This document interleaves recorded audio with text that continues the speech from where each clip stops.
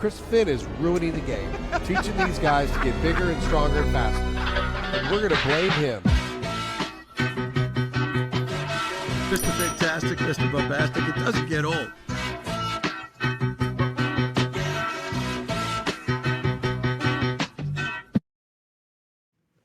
Never gets old, that intro.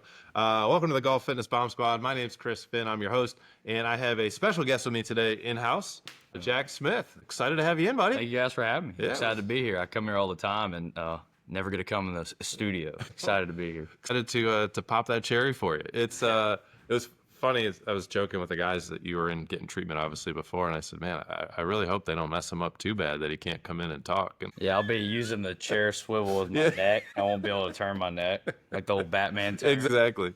Cool. I think one of the coolest things I have in you here is obviously, I want to get into, obviously you just had the event this past weekend, kind of here. And I think for a lot of the listeners, there's not a lot of insight in terms of like what it's like to compete in the long drive world. Obviously you're one of the fastest humans alive. So there's some cool stuff that we can dive into from a training perspective as well. But for those of you who know, a lot of people listening maybe don't know who you are, how do you get into long drive? Like, where'd you start? Did you play other sports, and how'd you end up kind of where you are now? Yeah, so growing up, I played every sport under the sun until high school, and I kind of started selecting more for, I might have thought too far ahead, but would I do this in college? Would I do this in college? And that's what made me pick certain sports. And I was like, I like golf a lot. Took it serious from freshman year of high school to senior year of high school, and pretty much rebuilt my swing back with a coach, Jeff Jones, in Texarkana. And from there, I think I just had really big aspirations to do D1 golf. Mm-hmm. I was a range rat, never played enough golf to learn all the shots in my bag. So that didn't end up working out, and took a big hiatus from golf from senior year of high school to junior year of college. Picked it back up when some buddies in my fraternity wanted to golf. I didn't play any college sports, like intramural stuff, flag football, basketball, but I picked it back up when some buddies went. Wasn't hitting it great, but I could still hit the ball really far when I hit it well. And eventually ended up getting in a ski wreck, hitting a tree going like 60 miles an hour, 59 miles an hour. I have like the little skiing app that shows like my altitude decreasing and my speed increasing. It just drops. But that comes into play into the story because when I went home, was resting for like a month or two, just bedridden to where I didn't want to move. I was so sore all the time, hurting. My mom was like, you need to get some air, get back active. And I decided to go back and just hit range balls. And once again, I still hit the ball far. And a family friend, his brother-in-law's Hal Sutton, a professional golfer, and the old Be the Right Club today. You know, they were like, hey, we're going to go see Hal, my brother-in-law. I want him to get eyes on Jack and see how far he hits it. Man, I goes, okay. Yeah, Jack hits it far, but not knowing what it's about. So when we went over there and got fit, he was just blown away. And his club fitter, Chase Cooper, was like, dude, you ever thought about long drive? I was like, never heard of it. Yeah. And then they mentioned it and talked about Kyle Berkshire. I was like, oh, yeah, I've seen him. He's the guy with the long hair. You know, he's on my feet every now and then. They're like, yeah, you could probably make money doing that now. I know you want to do golf, but I was like, yeah, I'll look into it. Yeah. And so fast forward, I finished. What year is that? This is 2022. Okay. Started 2022, January-ish. Okay. Got in the wreck December 21. Went back to LSU, finished up, knowing, okay, I had aspirations for medical school and was studying biology. Just took the MCAT, had my application in the review or in the medical school process. And I decided, like, let's try a couple of these amateur long drive events. I won 3 of them using my golf driver, and I entered only 3. I was like, okay, maybe there's something here that's a sign. And for people who don't know, what's the difference between a regular driver and a long driver? And I say regular because at the time, like, my golf driver was 8 degrees, Callaway Road Triple Diamond, and the shaft was like a 46-inch Ventus Black 7X or something. Okay. The long drive club plays at 48 inches, which is USGA max length. Yeah. And the club is 4.5 degrees. So that's also, it's under USGA regulations, both legal in golf tournaments, but usually local rules dictate they'll limit it to 46. Got it. Now, does the USGA have jurisdiction over World Long Drive? They did when Golf Channel owned it. Okay. And when Golf Channel sold World Long Drive, World Long Drive technically doesn't have to, I think, abide. No, don't quote me on it. Have to like abide by the USGA rules because Yeah. we're no longer under that umbrella, but we do Got it. Okay. to some extent. So we still cap the clubs at 48. But after winning those 3 amateur events, I went. That was by like March. Took all summer off and then went to that tour's ULD's tour championship that year at the end of the year after at the time PLDA Professional Lawn Drivers Association concluded and out of turn pro got 6th place in that. And then after that concluded, I know I'm telling a heck of a story. Yeah. I think my back's ball speed at the end of that was like 205 ball speed. Okay. And I was, trying to kill it, and that's all I got. But maybe it was my launch monitor, my soft mat that was slow. But I looked up who's the number 1 player in the world, Kyle Berkshire. Who's his coach? Bobby Peterson. I was like, that's who I want. Yeah. And so I called Bobby, and I think I did hit 215 ball speed by the time we talked to Bobby. And my dad called Bobby and told him that because Bobby asked what my numbers are. And Bobby's like, okay, yeah, and gave us a day. You can come see me and we'll see, kind of what Jack's outlook looks like in the sport.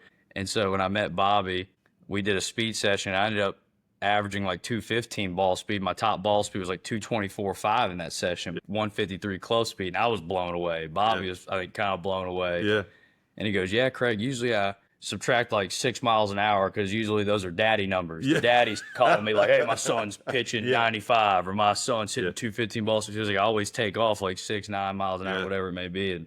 But he goes, but in this case, you're the opposite. Yeah. You went even gotta faster. add 9. Yeah. I was like, it caught me off guard. And from there, that's just kind of where I got into the sport. And I haven't looked back. It's been so addicting. And people are awesome. It's such a tight-knit community as we're growing and coming back onto the scene since the whole COVID shutdown. And it is so entertaining, that now I'm at a point, even if I no longer compete, I'd still watch it because once I've seen it in person, it is really incredible seeing somebody hit a golf ball 400 yards. Like when I hit one 400 plus, sure, it's like kind of weird because like I don't think about it the same way. But when you're not hitting and you hear it, you watch it, it's like that's nuts. Yeah. And so if there was, if we can get that sport back to like a bigger stage, I think people would really, really like it. It's definitely. I've obviously seen you guys and heard you guys hit. I always joke that I don't know if you guys know this. You guys broke our. We have a glass break detector in the security system in the building, and now whenever you guys hit, the thing will beep in the front. Glass break like detected. The frequency? Yeah, like the black. Yeah, it basically sets it off where the thing thinks there's glass breaking. It's hilarious. But the then I'm trying to think the last time I just hear my back pop. Honestly. It could be that too. There was one time I went down to Bobby's place, and I forget who was there. It might have been Colton. It might have been there. And there was 3 of them, and Bobby's like, go hit with them. He gave me a long driver and a baby giraffe trying to figure out how to swing that thing. So I finally figured out how to swing it. And so we said, all right, I think Colton said, we did sets of, I think we did 5-ball sets, the 3 5-ball sets. And we did my total versus his carry. I won 1 set because he went OB, but that was like my first like, holy crap, these guys. I mean, I'm not slow. I mean, my ball speeds are generally like 180s, but like, so I'm not slow. But I mean, it's like next level for anyone who thinks that the PGA Tour guys hit it far. Like, if you ever get a chance to go to an event, watch one of these guys hit. It's next level. I mean, it was the most humiliating / humbling experience of my life. I just go as hard as I can. Yeah, I think Scotty might have been there. I mean, they're like just fuck it. They're just messing with me the whole time. And it was funny. And people always will come up to me that don't know too much about the sport, and they're like, "Well, you're doing it with a 48-inch shaft." Well, like this weekend, I actually grabbed my 47-inch shaft, which sure it's 1 inch above 46, which is like what pros use, right? Yeah. PGA Tour pros. And I still went like 398, 225 ball speed. Yeah. Like I can swing any club pretty much fast for relative to its length. U.S. kids golf club can't swing 150, but I mean, when they were like, "Oh, well, you swing as fast as X on tour," or like, "Oh, do you think you could swing faster than him?" I was like, "I know I can." Yeah, probably like, lefty, I could do like, that. He's fast, but like you don't understand. But that's the thing. It's usually when you say like ball speed or club speed, people don't know enough about it, general public, to where they're like appreciate it. Yeah. They just hear it. Yeah. And that's when like, "Oh, do you swing as fast like Rory McIlroy?" Yeah. And like he is fast, don't get me wrong, Yeah. but I'm like 30 miles an hour faster ball speed than him, 40, and not that, I have my strengths and he's obviously had his. Yeah. He's in a great position in his life. He's doing okay in life. He's doing okay. But it's just one of those things that if there's a way to show the comparisons of long drive, like that's what I did with some of my YouTube or Instagram videos where it's like comparing my numbers, the PGA Tour average, showing the comparison helps people get more of a grasp on what we do. And then that's when I'll start getting comments like, that's insane or BS. Yeah. And I'll take them both because now they're giving me engagement. Thank you very much. Exactly. So what, you've obviously, you played, I guess traditional golf, right? And then now you're in long drive. Training wise, what is different? If we talk about a Rory, the guys that are, Cam Young, all those guys who are, their ball speeds are 185, 190. The difference of how you approach training, how long drivers in general will look. Obviously, we both know Bobby. I always joke he's the smartest chicken farmer I've ever met. But like knowing, obviously, I work with guys on the PGA Tour. I work with obviously a lot of you guys on the World Long Drive. What do you, as the athlete, what do you see as the big difference of how you guys approach the drivers and the driver's swing as opposed to somebody who's playing on course? So my goal is when I practice to swing hard, and while people who golf try to swing hard and they start losing control, I swing hard often to gain control at that speed. If you're used to cruising at like 110 club speed golfing, you might get really good at that, and then you try to speed up to 115 and you start losing control. Right. Well, I try to always swing in my rev limiter so that I'm practicing at the speeds I want to compete at. And honestly, that's given me a lot more control throughout my bag. Not that I practice the rest of it, but the way I approach training compared to like PGA Tour players, I can't swing the driver more than maybe like 2 hours a day as fast as I can. Well, they could go chip, putt, spend 8 hours practicing and they still recover. I'm putting such a strain on my body, especially the faster you go. If you swing 130 as your fastest, you might be able to do like 3 speed sessions a week, 4, 140, maybe 2 to 3. But once you get to like 150 and stuff, you got to really watch out how much strain you're putting on your body. And even though you're like, oh, I'm kind of sore, but I'm fine, that next session could be like, oh, I just pulled something or I injured something bad. Because the body's, let's be real, not made to swing something 150 miles an hour like this. I know you got like 3-dimensional joints and 2-dimensional joints complement each other, but I think we're made mostly to like pick up stuff and push things. But once I do my about 2 hours of training, 75, 50 balls, 200 balls, whatever it may be for the day, I am like strict recovery with everything I do. I'm making sure I eat like a bodybuilder in the sense of every like 2.5 hours, I'm making sure I'm eating a meal for protein, not just a shake, or not like, oh, I'll just wait till dinner. No, there is no, oh, I'm hungry, but I'll wait a couple hours. No, I eat, because to me, the food's like gasoline in a car. My engine is just like starving for like fuel, and I'm not giving it anything. And so I'm always trying to eat. I'm always trying to go in the massage chairs and let my muscles relax, or red light therapy. Bobby's got grounding mats, anything and everything under the sun, whether it works or placebo. If it works, whether it tricks me or not, it works. And your focus is always there. Absolutely, always on the recovery. And you mentioned a couple of things as you were going through there. Your rev cycle and speed sessions. I'm going to guess 95 to 99% of people listening have no idea what those things are. When you talk about those, it's common speak in your world. What are those? Those are not things that the normal golfer is going to be familiar with.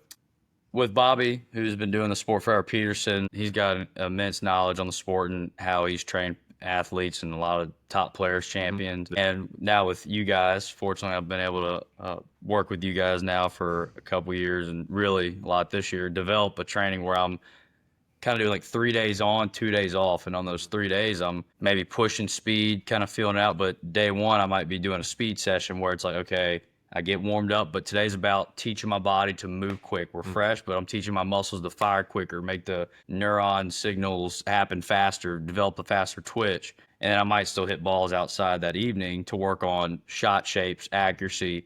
But usually we do speed session stuff inside, so you're not, like, your brain's not subconsciously trying to control ball flight and slow you down. You're hitting a screen, ball hits, you don't know where it went. All you have is the numbers of it. So how do you prep the body for that when you do the speed session? What does that look like? So I usually, prep wise, I make sure I'm well rested. If I'm not, I kind of base it off that, because I don't want to go into it not prepared and hurt myself. But I've got an hour warm up where I don't even touch a ball, but I'm doing some drills, wall drills, training aid drills, just patterning my body to get into certain positions. And then near the end of that warm up, syncing up those positions with rhythm and timing to where before I even get to the first ball, my body feels like I just hit 50 balls, but I haven't. So I'm not out the gate swinging with like a tight over the top swing and Correct, yeah. trying to get loose. And then it's like, okay, I'm loose, but I just hit 50 really terrible balls. Now let's try to hit good balls. Yeah, like, no, exactly. I'm warmed up. Yep. We can start out the gate trying to hit great balls. Yeah.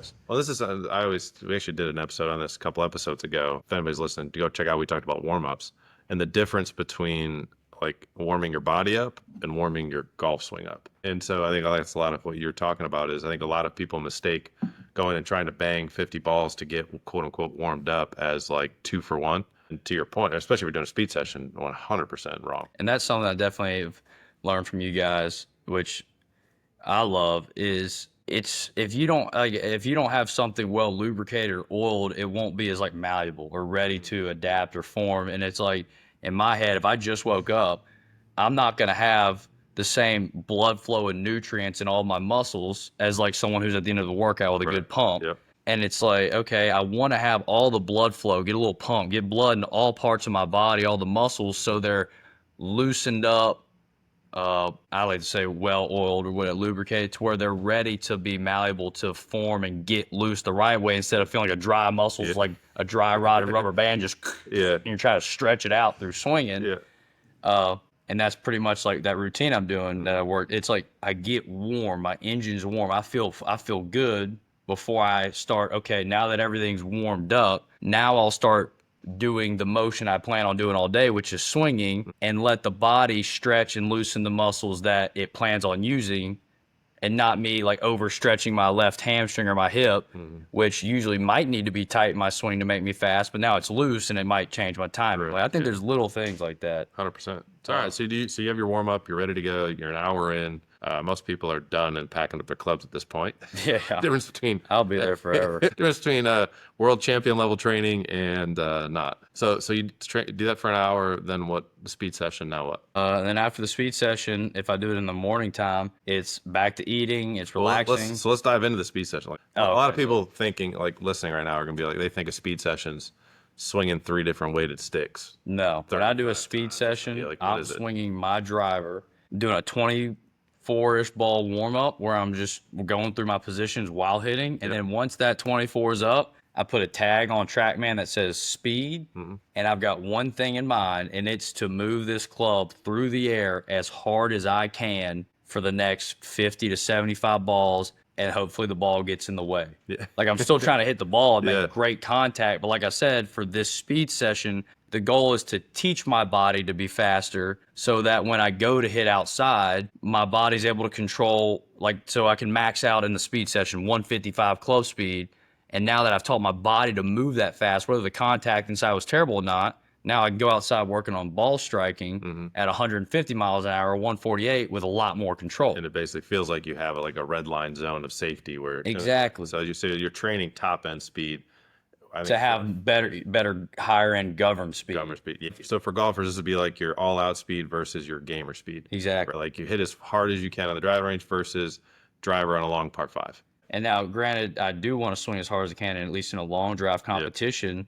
But if I can make it easier on myself by making my average gamer speed as fast as everybody else's top speed, like it should be an easier cakewalk. But it's, there's what's a human capable of right now at certain standards, and I think we're pushing it. So it's like I don't think you can really get that jump on somebody right now, but we're close. And I know that's true, because I would argue from a physical perspective, from what we've seen from you guys, that there's another 10 miles an hour easy for people who train correctly. Absolutely. I would say the number of guys that have come in here, and girls, whose mobility sucks. So and like the injuries that we like, because you guys are going so fast. You guys don't have mobility. So you guys are driving Porsches into brick walls repeatedly, and then wondering why the frame is bent. Relying on being 25 years old. Well, and that's the other thing too, right? So it's a young sport, and when what we know from physiologic, like bone structure, particularly in the spine, tends to kind of solidify and be less malleable mid-20s. So that's where we'll see a lot of guys kind of have those issues, is that 24 to 28 range. You saw, for everyone listening, like Zalatoris on the PGA Tour, well-known name, similar age, all that side bend didn't work out so well. Had to have back surgery, right?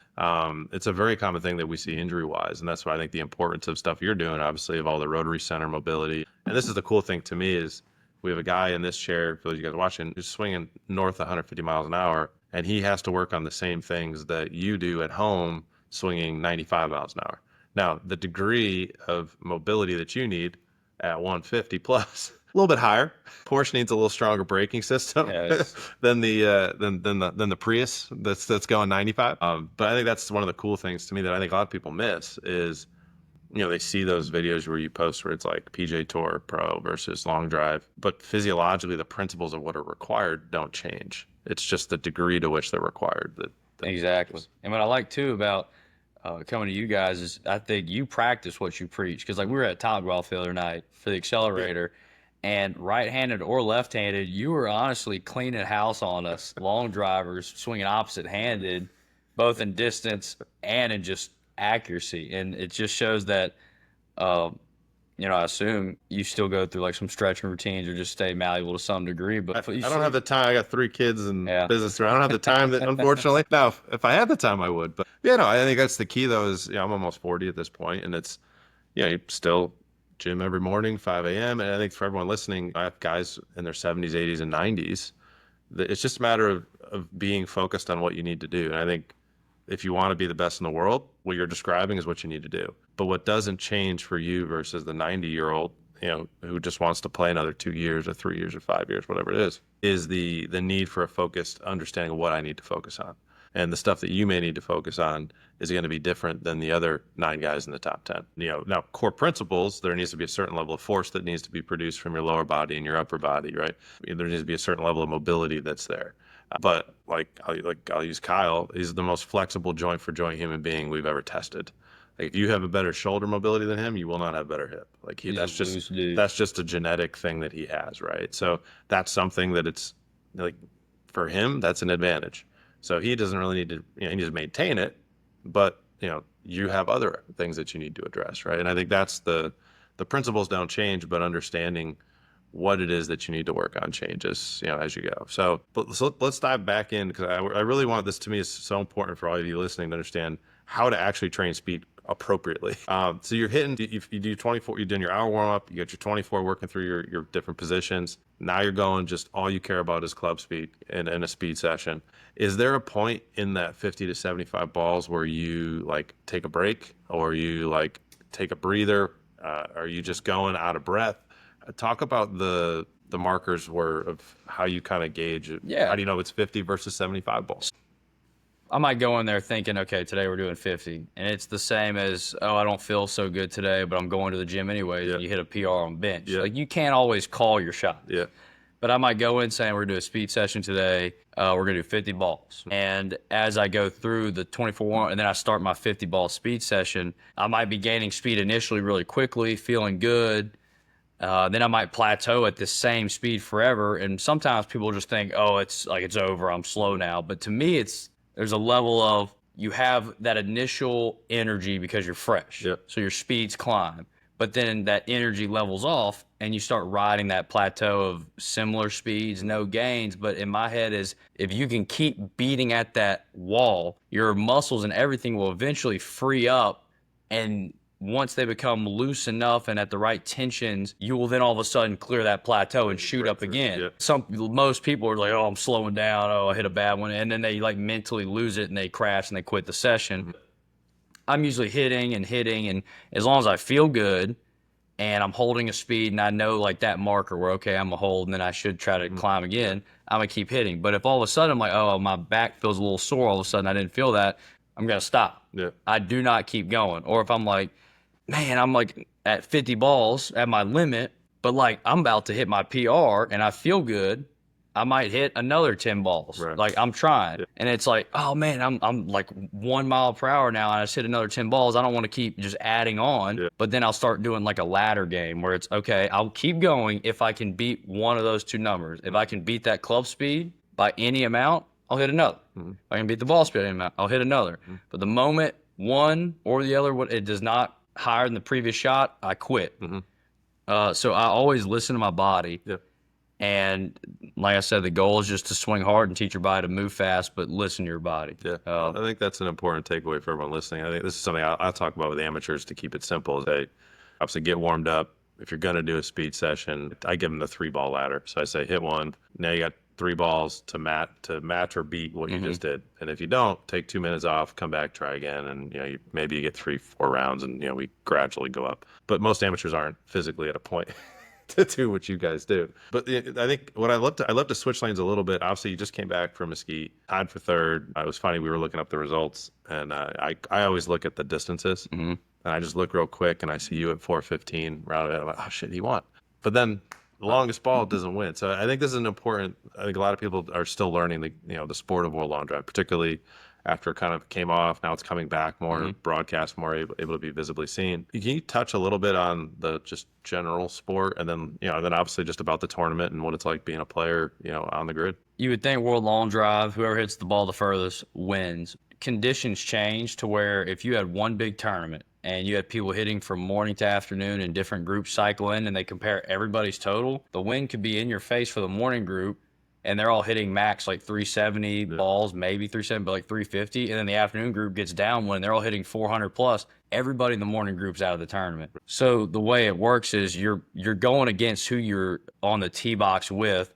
In real time. In real time, so it's all kind of now there might be time where you happen to wait and it's downwind and then you get that ball off at the right time and the wind shifts back, it's swirling and he's hitting into the headwind. Well, that's the way it goes. Cookie crumb. But my set, I had someone like the winning ball of the tournament was 384, but like I hit a 415 in my quarterfinal match, and it's just one of those things where it beat the guy next to me, but it just was able to allow me to move on, not win the whole So tournament. it's basically, we're in March Madness now, in the basketball world. So it's very bracket based for Absolutely, when you get to the top 8. Yeah. So how does it start, and kind of take people just walk them through how the tournament progresses? So right now it starts, we'll just say how the open division works. You have the top 28, and then you'll have 4 people from the Rise Tour who earn their spot, kind of like a Monday qualifier. They get into the tournament. Then from there, they do a round robin, which is 5 rounds of hitting. And in round 1, it's going to be 16 players. So it's always groups of 16. If there's 32 in the field, they do 2 groups, morning, afternoon, whatever it may be. But round 1, these 4 people of the 16 go, then 4 more of the 16 go, 4 more. And based on how you do in that set, 2 minutes, 30 seconds, 6 balls. And so first set might be you, myself, Caleb, and Bobby Pringle. If you come out in first place, I'm second, Caleb third, Bobby's fourth. You get 200 points. I get 100. Caleb gets 75. Bobby gets 50. If Bobby goes OB, he gets minus 25 for a penalty for going OB. And then I wait till I have to hit in the round 2, because then the other 3 groups go, and then round 2 starts. Okay, do I hit in first group, second, third, whatever? Now are you hitting against 3 different people? Yeah, okay. So everybody will end up hitting against everybody. And based on like you won round 1, you got 200 points, and then round 2 you get third, you're at 75 plus 200. Once those 5 rounds are over, it's just a bracket, or it's just a list of how many points you accumulated. Are you one of the top 8 of that 16 to move on? Yes or no? If there's a playoff, there'll be a playoff. Next 16 will come in, do the same thing, select for their 8, make it the new top 16 of the tournament, where they'll do that same format one more time to have it to top 8. And then once they get to the top 8, it's like March Madness. It's just any match play. It's a one-on-one, heads up, 1 set, 2 minutes, 30 seconds, 6 balls. You either hit the furthest ball further than the other guy next to you, you don't. You move on or you don't. And what's the degree, for people who don't know, if you hit a ball and it's 2 inches farther than the other guy, or like it has to be at least 6 inches further. So we're both like between the yardage marker for 417 and 418, we're both between it, but mine's further. If it's not it's still not 418, but if mine's at least 6 inches past yours, I win. If it's within 6 inches, even if it is past yours, it's a draw. And I don't think people realize, I think at least I didn't realize until I started, obviously working with you guys, watching the sport more, like how often that actually comes into play. If 400 yards, yeah. Margin of error would greatly go up, and people's dispersions and everything would be way worse, but they're just as tight. It's crazy. And I just think that speaks for like the talent pool we have is everybody's capable of hitting great shots and really putting some big balls out there.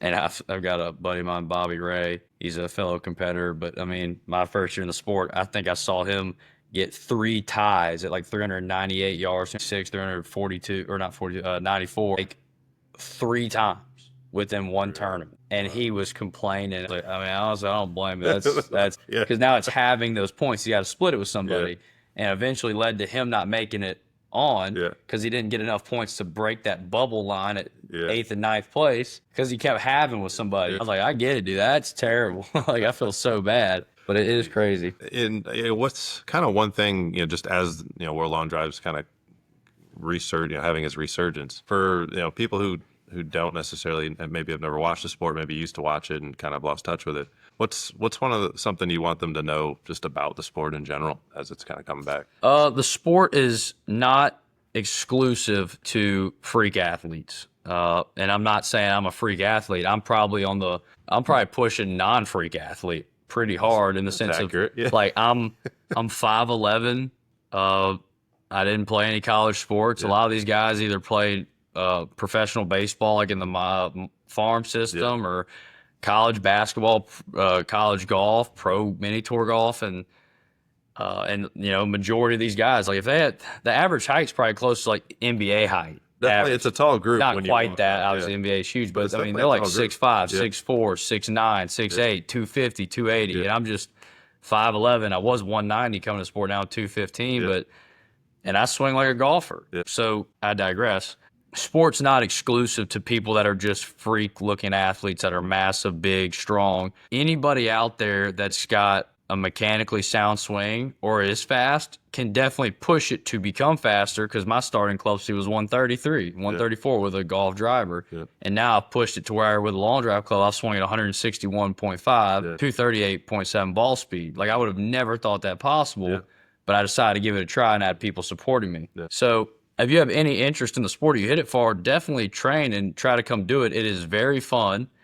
And it is possible. It is not as far out of the reach as people think, because I think that does hurt the image of, oh, well, I can't do that. I'm just watching these guys on TV. But like in golf, you can kind of relate because there's the handicap system. Like, oh, he's a scratch golfer. Oh, I'm a plus this, or I'm a 15 handicap. You can kind of compare yourself. But in long drive, it's at 150 miles an hour and far, and I don't. And he's 6'9", 280 pounds, and I'm not. I'm out of the picture. So it's hard to make that connection. I think the story, though, that you just told I think that's one that is a very real connection to these guys. Everyone listening is, you started 30 miles an hour slower Absolutely. than you are now. And 170 pounds. Right. Like So for anyone listening, he was swinging over 130 miles an hour, and you got 30 miles an hour faster.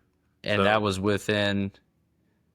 literally within probably a year and some change. Yeah, and so I think that's when I think of the average golfer, particularly any of you listening who are over 40, and you're like, father time, like I'm gonna get, like, dude, you're 95 and swinging 105 would change your life. That's a third, and you're not even near the top quartile of for your age group, right? And there's people in long drive that are like 50 years old or 40 years old, swinging at 150 miles an hour, 145, like, and they're healthy, enough, they dealt with injuries growing up, but it's like, it's not far-fetched, but people do work at it. Just like a powerlifter really works at getting stronger. A bodybuilder doesn't just get big. He still has to put in a ton of work and fight in the gym. I do the same with speed. Like, I'm not just, I'm swinging fast. When I'm in those sessions, I'm like torturing myself mentally, trying to like absolutely unwind and almost hurt myself because I'm trying to just be better. Put a limit, yeah.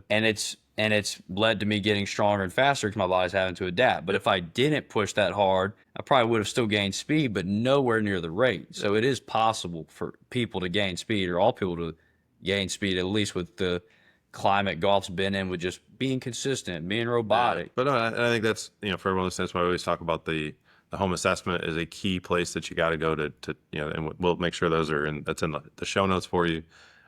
Because that, just like with Jack, you got to know where to start. You got to know where to focus. You got to know where to train. And anybody, I've yet to meet a single golfer in over a decade who cannot get faster. I've met lots of golfers who've tried to get faster the wrong way and hurt themselves.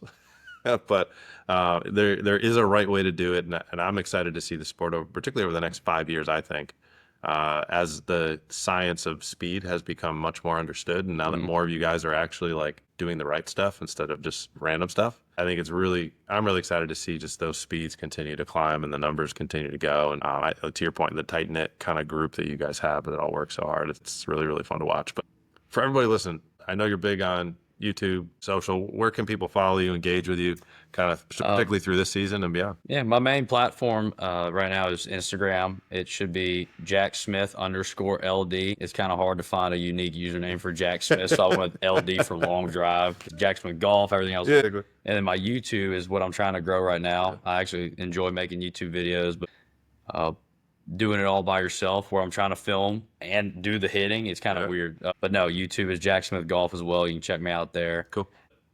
To your point, too, I want to throw in, I think people are a lot of times, too, people are scared to push speeds. They think they're going to hurt themselves. And they're always like, well, what's the longevity in long drive? Well, I think Kyle's a great example. He's flexible and he does take care of himself. And he's been doing the sport for, I don't know, since 2017 maybe now. And he's a 3-time champion. He's probably one of the greatest to do it ever. That's kind of where I've really dove in with you guys, is protecting my body. And it's not about just brute strength, but it's like just I'm working on core stability that makes me look like I'm shaking like I just saw a ghost. Yeah. But like my ab strength's fine, but like my deep core was not. And it's like balancing that out with my lower back. So like the tension in my body's balanced, little things like that to protect my body so the energy from my legs up can like translate out my arms without being released early in my low back and hurting something. Yeah. Well, I think there is a point where force production there's a diminishing point of return. Absolutely. But to your point, then it becomes like, for you at this point, is how do we minimize the leaks in the system? Like, you can produce a lot of force. How do we make sure that we get all of that as humanly possible out to that club head? And I think that doesn't change for anyone else that's listening. So, but Jack, thanks so much for coming in, man. It's fun to have you in the studio, live here. So, as always, guys, thanks so much for hanging out with me here on the Golf Fitness Bomb Squad. And we'll look forward to catching you on the next episode. See y'all.